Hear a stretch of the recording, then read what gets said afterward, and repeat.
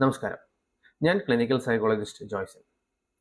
ഈ ചാനൽ നമ്മൾ നിർമ്മിച്ചിരിക്കുന്ന ഉദ്ദേശശുദ്ധി എന്തെന്ന് വെച്ച് കഴിഞ്ഞാൽ, മാനസിക പ്രശ്നങ്ങൾ, അവയെക്കുറിച്ചുള്ള ഡിസ്കഷൻ, അവയെ നേരിടാനായിട്ടുള്ള തന്ത്രങ്ങൾ എങ്ങനെയാണ്, അവ നേരിടുന്നതിന് നിങ്ങൾ ഏത് തരത്തിലുള്ള സ്കിൽസുകൾ ആർജിക്കേണ്ടതുണ്ട്, അവ ഏത് തരത്തിലുള്ള പ്രശ്നങ്ങളാണ് നിങ്ങൾക്ക് ഉണ്ടാക്കുക, ഇനി മാനസിക പ്രശ്നങ്ങൾ നിങ്ങൾ അനുഭവിക്കുന്നില്ലെങ്കിൽ നിങ്ങളുടെ മാനസിക സ്കിൽസ്, മെൻ്റൽ സ്കിൽസ് എങ്ങനെ നിങ്ങൾക്ക് ഇമ്പ്രൂവ് ചെയ്യാം, എങ്ങനെ നിങ്ങൾക്ക് കൂടുതൽ എഫിഷ്യൻ്റ് ആയിട്ടുള്ള ഒരു മനുഷ്യനായി മാറാം, നിങ്ങളുടെ പ്രൊഡക്ടിവിറ്റി എങ്ങനെ വർദ്ധിപ്പിക്കാം, എങ്ങനെ ആരോഗ്യപരമായിട്ടുള്ള ബന്ധങ്ങൾ സൃഷ്ടിക്കാം, എങ്ങനെ ആൾക്കാരായിട്ട് വിജയകരമായിട്ട് സംസാരിച്ച് ജീവിതത്തിൽ മുന്നോട്ട് പോകാനായിട്ട് സാധിക്കും, മുതലായ കാര്യങ്ങളാണ് നമ്മളിവിടെ ഡിസ്കസ് ചെയ്യുക. ഇത് നിങ്ങളുടെ ജീവിതത്തിൽ നിങ്ങൾക്ക് വളരെ ഫലപ്രദമായി ഉപയോഗിക്കാവുന്ന കാര്യങ്ങളാണ്. സോ ഇത്തരത്തിലുള്ള കാര്യങ്ങൾ തുടർന്ന് ലഭിക്കാനായി ചാനൽ സബ്സ്ക്രൈബ് ചെയ്യുക, ബെൽ ബട്ടണും കൂടി അമർത്തുക. അപ്പോൾ വരുന്ന എല്ലാ കണ്ടന്റ്സിനെ കുറിച്ചും നിങ്ങൾക്ക് നോട്ടിഫിക്കേഷനും ഇൻഫോർമേഷനും ലഭിക്കുന്നതായിരിക്കും. അധികം വൈകിപ്പിക്കുന്നില്ല, നമ്മളുടെ ഇന്നത്തെ ഡിസ്കഷനിലോട്ട് നമുക്ക് മുന്നോട്ട് പോകാം. നമ്മൾക്ക് എല്ലാവർക്കും ആകുലതകളും ചില സമയങ്ങളിൽ ആത്മവിശ്വാസക്കുറവൊക്കെയും ഉള്ളവരാണ്.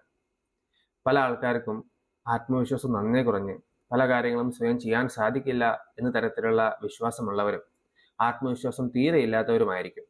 അതുകൊണ്ട് തന്നെ പല ആൾക്കാരെ ഫേസ് ചെയ്യാനും കൂട്ടുകാരെ കൂട്ടം കൂടി നിൽക്കുമ്പോൾ അവിടെ സംസാരിക്കാനും മറ്റും പേടിയുള്ളവരായിരിക്കും.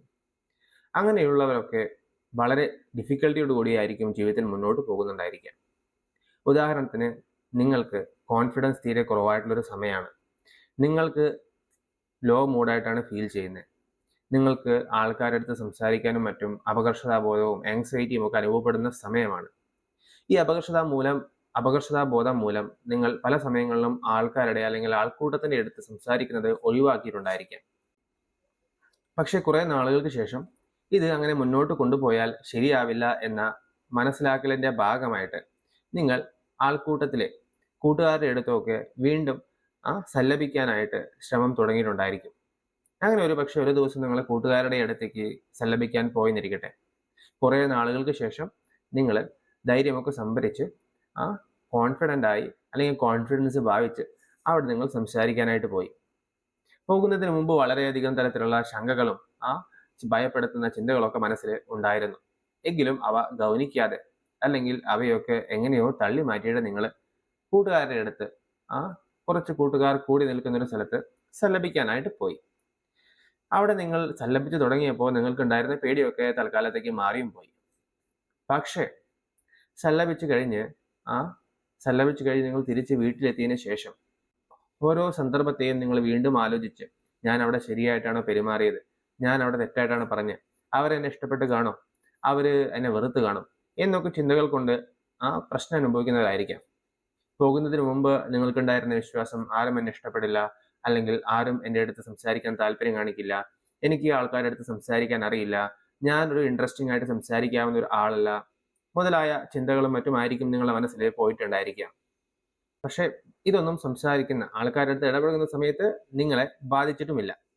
പക്ഷേ സംസാരിച്ച് വീട്ടിൽ തിരിച്ചെത്തിയ സമയത്ത് ഇവയൊക്കെ നിങ്ങളെ അലട്ടുകയാണ്. വീണ്ടും നിങ്ങളുടെ കോൺഫിഡൻസ് താഴെ പോകുന്നു, വീണ്ടും നിങ്ങൾ ഡിപ്രസ്ഡ് ആയിക്കൊണ്ടിരിക്കുന്നു, നിങ്ങളുടെ മൂഡ് വളരെ താഴേക്ക് പോകുന്നു. നിങ്ങൾ വീണ്ടും ആ പേടി, മറ്റുള്ളവരുടെ അടുത്ത് സംസാരിക്കാനുള്ള പേടിയും ആകുലയും നിങ്ങളുടെ അടുത്ത് കൂടി വരുന്നു. ഈ സന്ദർഭത്തിൽ എന്താണ് സംഭവിക്കുന്നത് നമുക്ക് നോക്കാം. ഇവിടെ നമ്മളുടെ ബ്രെയിനിലെ ത്രെഡ് റെസ്പോൺസ് വളരെയധികം ആക്ടിവേറ്റ് ആവുകയാണ് ചെയ്യുന്നത്. സാധാരണയായിട്ട് നമ്മൾ എല്ലാവർക്കും പേടിയുണ്ടായിരിക്കും. നിങ്ങൾക്ക് ആ സമയത്തുണ്ടായിട്ടുള്ള വിശ്വാസം, അതായത് നിങ്ങൾ അവിടെ നിന്ന് തിരിച്ച് വന്നിട്ട് നിങ്ങൾക്ക് അവിടെ പോകുന്നതിന് മുമ്പുള്ള വിശ്വാസം എന്ന് പറയുന്നത്, നിങ്ങൾ മറ്റുള്ളവരുടെ അടുത്ത് സംസാരിക്കാൻ യോഗ്യനായിട്ടുള്ള ആളല്ല, നിങ്ങൾക്ക് സംസാരിക്കാൻ അറിയില്ല, അല്ലെങ്കിൽ നിങ്ങളൊരു ഇൻട്രസ്റ്റിംഗ് ആയിട്ടുള്ള പേഴ്സൺ അല്ല, മുതലായവയൊക്കെ ആയിരുന്നു. അതായിരുന്നു നിങ്ങളുടെ അടിസ്ഥാനപരമായിട്ടുള്ള വിശ്വാസം എന്ന് പറയുന്നത്.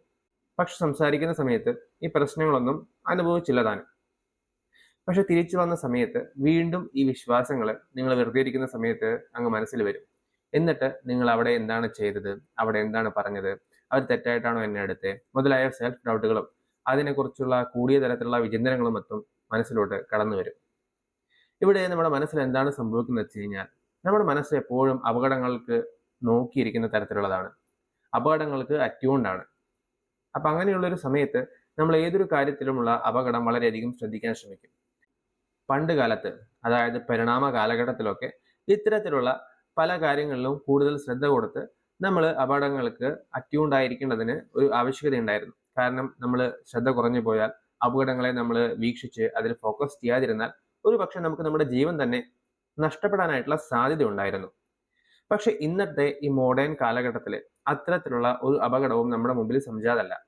അത്തരത്തിൽ നമ്മുടെ ജീവൻ നഷ്ടപ്പെടാനോ അല്ലെങ്കിൽ നമ്മൾക്ക് എന്തെങ്കിലും സീരിയസ് ആയിട്ടുള്ള അപകടങ്ങൾ പറ്റാനായിട്ടുള്ള സാധ്യതകൾ വളരെ കുറവാണ്. കാരണം നമ്മൾ കാട്ടിലോ വന്യമൃഗങ്ങളുടെ ഇടയിലൊന്നും അല്ലല്ലോ. സോ പക്ഷെ നമ്മുടെ മനസ്സ് പണ്ടത്തെ അവസ്ഥയിൽ തന്നെയാണ്. നമ്മൾ പറയില്ലേ പണ്ടത്തെ ചങ്കരൻ തെങ്ങുമ തന്നെയെന്ന്. അതെ, നമ്മളുടെ മനസ്സെന്ന് പറയുന്നത് പണ്ടത്തെ ആ പരിണാമ അവസ്ഥയിൽ തന്നെയാണ്. അതിന് അത്രത്തോളം പരിണാമം സംഭവിച്ചിട്ടില്ല. പക്ഷെ നമ്മളുടെ എൻവയോൺമെന്റുകളും നമ്മൾക്കുള്ള സുഖ സൗകര്യങ്ങളും നമ്മൾ ആൾക്കാരുടെ അടുത്ത് ബന്ധപ്പെടുന്ന രീതികളും എല്ലാം വളരെ വ്യത്യാസം വന്നിട്ടുണ്ട്.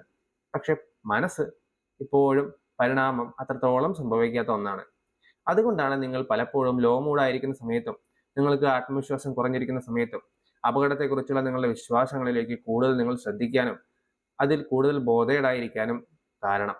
സോ എപ്പോഴാണോ ഇത്തരത്തിലുള്ള സാഹചര്യം നിങ്ങൾക്ക് വരുന്നത്, നിങ്ങൾ ഇത് മനസ്സിലാക്കുക. ഇത് മനസ്സിന്റെ ഒരു തെറ്റായിട്ടുള്ള തരത്തിലുള്ള ഫിൽട്ടറിംഗ് സിസ്റ്റമാണ്. ഇത് നിങ്ങളെ പ്രൊട്ടക്ട് ചെയ്യാനാണ് മനസ്സിലുള്ളതെങ്കിലും ഇത് ഈ കാലഘട്ടത്തിൽ നമുക്ക് അനുയോജ്യമല്ലാത്തത് കൊണ്ട് നിങ്ങൾക്ക് ഹാനികരമായിട്ടാണ് മാറുന്നത്. ഇത് മനസ്സിലാക്കുക. അതിനനുസരിച്ച് നിങ്ങളുടെ ചിന്തകൾ രൂപപ്പെടുത്താനായിട്ട് ശ്രമിക്കുക. ഇവിടെ അവതരിപ്പിച്ച ഈ കണ്ടന്റ് നിങ്ങൾക്ക് ഇഷ്ടമായെങ്കിൽ ലൈക്ക് അമർത്തുക.